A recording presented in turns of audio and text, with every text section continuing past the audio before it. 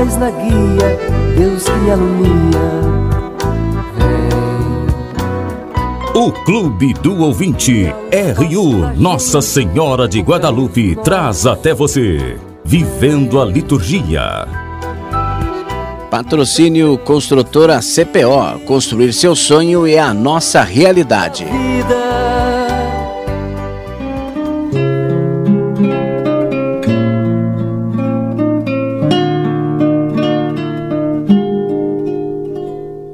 Caríssimos irmãos e irmãs, que bom poder estar com você mais uma vez no nosso programa Vivendo a Liturgia.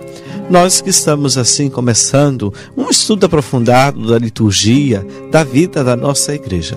Nós começamos falando da história do movimento litúrgico, agora nós estamos entrando na teologia da Sacrosanto Concílio, que é o documento por excelência da reforma litúrgica na vida da igreja, a partir do Concílio Vaticano II. E depois, propriamente, nós vamos entrar em temas específicos, concretos da nossa liturgia.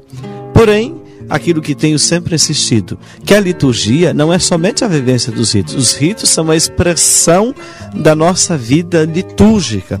E se a gente apenas fica centrado nos ritos, nós esvaziamos a dimensão espiritual da vida litúrgica, da vida da nossa igreja.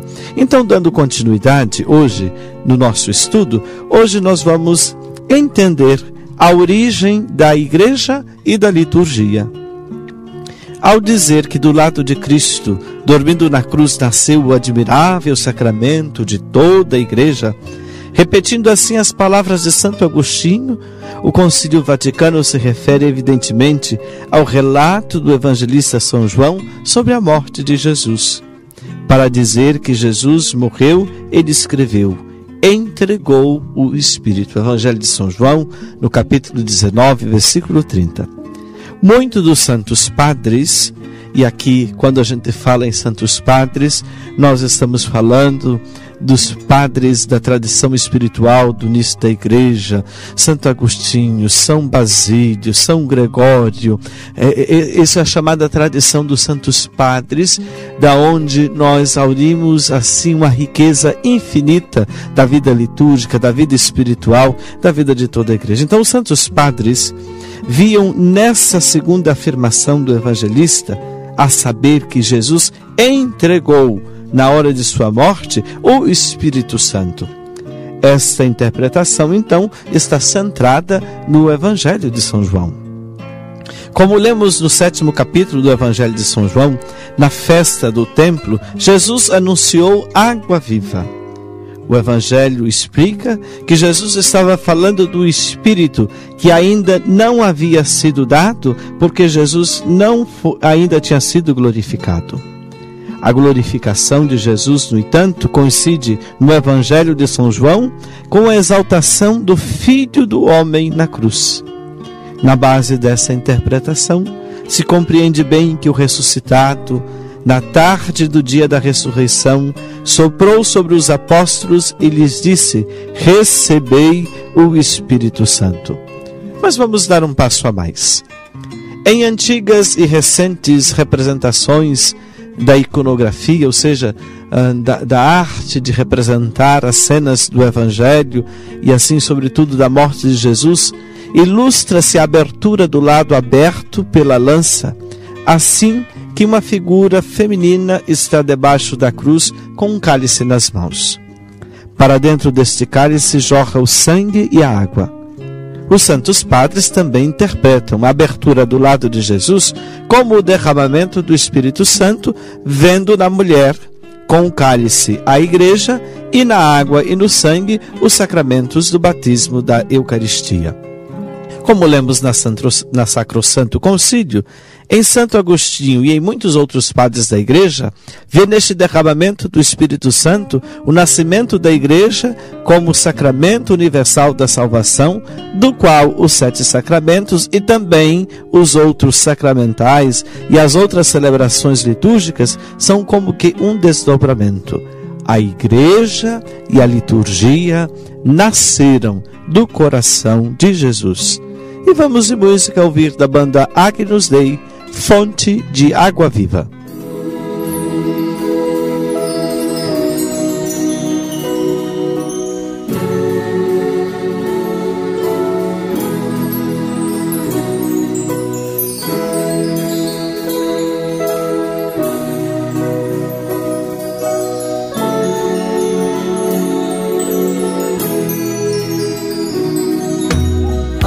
água cristalina que jorra do peito aberto de Jesus lá na cruz.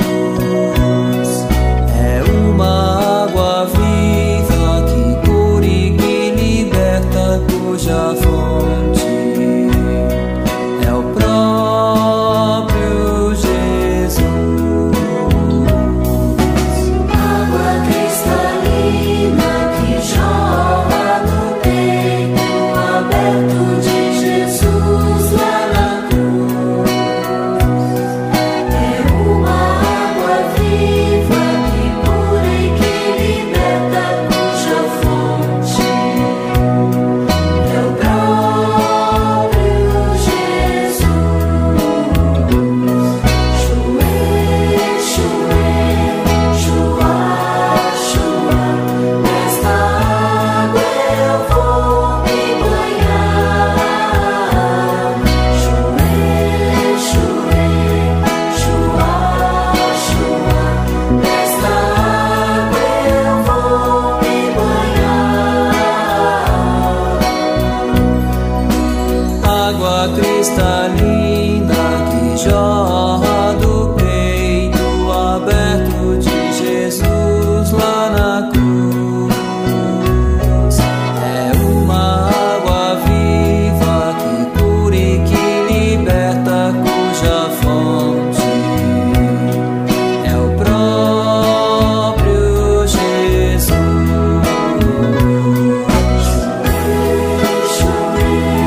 Shué, Shua, Shua, nesta água eu vou me banhar. Shué, Shua, Shua, nesta água eu vou me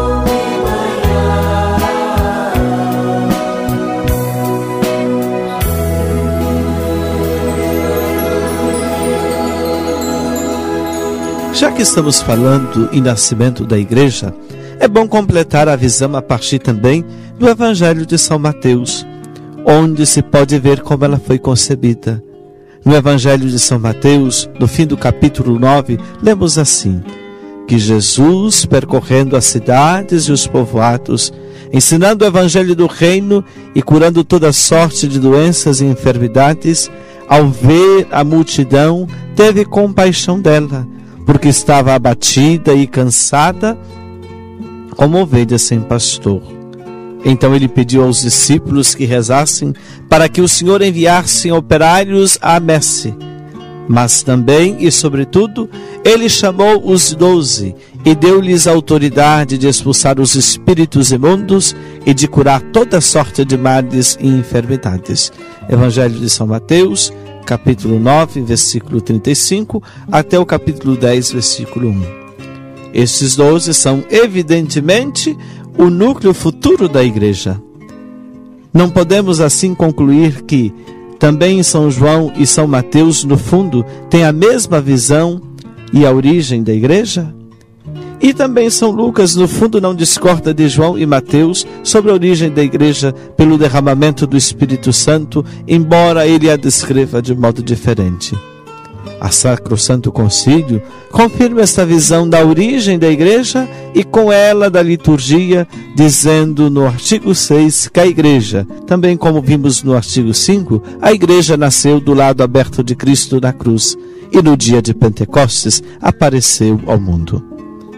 Caríssimos irmãos e irmãs, depois de ter olhado a história da salvação, o Concílio Vaticano II, em sua Constituição sobre a Liturgia, Sacrosanto Concílio, diz que esta obra da redenção humana e da perfeita glorificação de Deus, da qual foram prelúdio as maravilhas operadas do povo do Antigo Testamento, completou a Cristo Senhor, principalmente pelo mistério pascal da sua sagrada paixão, morte e ressurreição e gloriosa assunção. Por este mistério, Cristo, morrendo, destruiu a nossa morte e, ressuscitando, recuperou a nossa vida. Pois do lado de Cristo, dormindo na cruz, nasceu o admirável sacramento de toda a Igreja, Portanto, assim como Cristo foi enviado pelo Pai, assim também ele enviou os apóstolos, cheios do Espírito Santo, não só para pregarem o Evangelho a toda criatura, mas ainda para levarem a efeito o que anunciavam, a obra da salvação através dos sacrifícios e dos sacramentos sobre os quais gira toda a vida litúrgica. Nunca a Igreja deixou de se reunir para celebrar o mistério pascal, lendo tudo a quanto a ele se referia em todas as Escrituras, Lucas 24, 27, celebrando a Eucaristia, na qual se torna presente a vitória e o triunfo da morte, e ao mesmo tempo dando graças a Deus pelo dom inefável em Jesus Cristo, para o louvor de sua glória, pela força do Espírito Santo. O mistério pascal é, portanto, a Páscoa de Jesus que ele viveu há quase 2000 anos, sua paixão, morte, ressurreição e ascensão. Esta Páscoa, no entanto, é o ponto culminante de toda a vida e obra pascal de Jesus. E vamos abrir o horizonte ainda mais. Ela tinha seus prelúdios no Antigo Testamento e se completará dos fins dos tempos. Ela é realmente o centro de toda a história da salvação. No entanto, desde que Jesus, que se tinha tornado um de nós pela encarnação, nos uniu a si pelo dom do Espírito Santo, que é fruto da sua Páscoa, somos um com Ele, e Ele conosco, como membros do seu corpo místico, como filhos e filhas do mesmo Pai. Assim também, nossa vida e história são vida e história de Cristo glorioso. Os bispos latino-americanos, reunidos em Medellín no ano de 68, disseram claramente que Cristo está ativamente presente em nossa história e que não podemos deixar de sentir seu passo que salva quando se dá o verdadeiro desenvolvimento. Portanto, nosso sofrer e vencer são participação da morte e ressurreição de Cristo, da sua Páscoa. A Páscoa de Cristo continua na Páscoa do povo. Ora, é esta Páscoa de Cristo e do povo que celebramos quando na liturgia anunciamos a morte do Senhor e proclamamos a sua ressurreição até que Ele venha. É como também os bispos afirmaram em Medellín, a presença do mistério da salvação, enquanto a humanidade peregrina está em sua plena realização na parousia do Senhor, culmina na celebração da liturgia eclesial. É isso que nós repetimos em cada celebração eucarística. Eis o mistério da fé. Anunciamos, Senhor, a vossa morte e proclamamos a vossa ressurreição. Vinde, Senhor Jesus. E vamos de música Só em Ti Viver, com a banda Agnus Dei.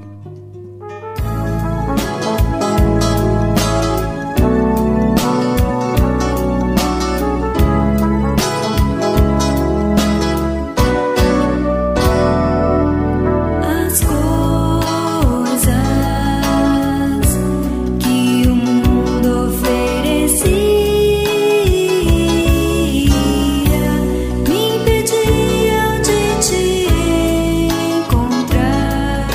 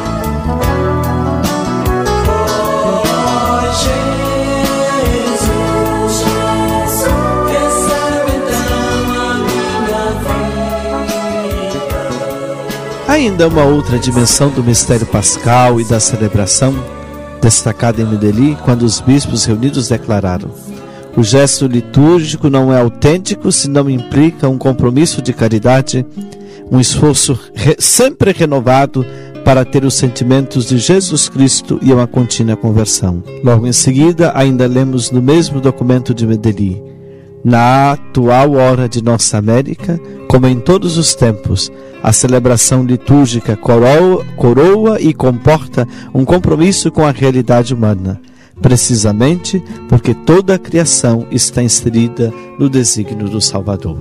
Portanto, nós não celebramos uma liturgia desligada da vida e nem uma vida que não seja vivida de maneira litúrgica. Desta maneira, Medellín explicitou e acentuou a constatação que o Concílio Vaticano já tinha feito, dizendo que a liturgia é o cume para o qual tende toda a ação da Igreja e, ao mesmo tempo, é a fonte de onde emana toda a sua força. Sacrosanto Concílio, capítulo número 10. Embora o Concílio tenha falado da liturgia como cume e fonte da ação da Igreja, é evidente que a liturgia na qual celebramos o mistério pascal de Cristo é o ponto culminante também de toda a vida da Igreja, e não apenas da Igreja, e sim de toda a humanidade e de toda a sua história. Nós estamos fazendo esse percurso bonito, aprofundando a teologia da Sacrosanto Concílio, para que nós possamos então crescer ainda mais nas nossas celebrações litúrgicas, para que nós possamos poder celebrar bem o mistério de Cristo. Nesse programa de hoje, então, nós vimos o nascimento da liturgia, o nascimento da Igreja, que brota do mistério pascal de Jesus Cristo, do seu coração aberto. Ele nos dá o seu Espírito para que nós possamos continuar a sua obra. E é uma liturgia que não pode ser vivida apenas de maneira intimista, mas é uma liturgia que nos põe na concretude da vida. Uma liturgia que não é só interna, mas é uma liturgia também celebrada de maneira externa. Então, liturgia e vida, vida e liturgia são uma dimensão de uma única e, poderíamos dizer assim de maneira bem popular, de uma mesma moeda. Vamos pedir a Deus que Ele nos dê a graça de bem prepararmos as nossas liturgias para que nós possamos viver naquela vida plena que Jesus veio trazer para nós. Eu vim para que vocês tenham vida e tenham vida em abundância. Rezemos, pedindo a Nossa Senhora esta graça. Ave Maria, cheia de graça, o Senhor é convosco. Bendita sois vós entre as mulheres, e bendito é o fruto do vosso ventre, Jesus. Santa Maria, Mãe de Deus, rogai por nós, pecadores, agora e na hora de nossa morte. Amém. O Senhor esteja convosco, Ele está no meio de nós, e desça sobre todos vós a bênção de Deus, Ele que é Pai, Filho e Espírito Santo. Amém.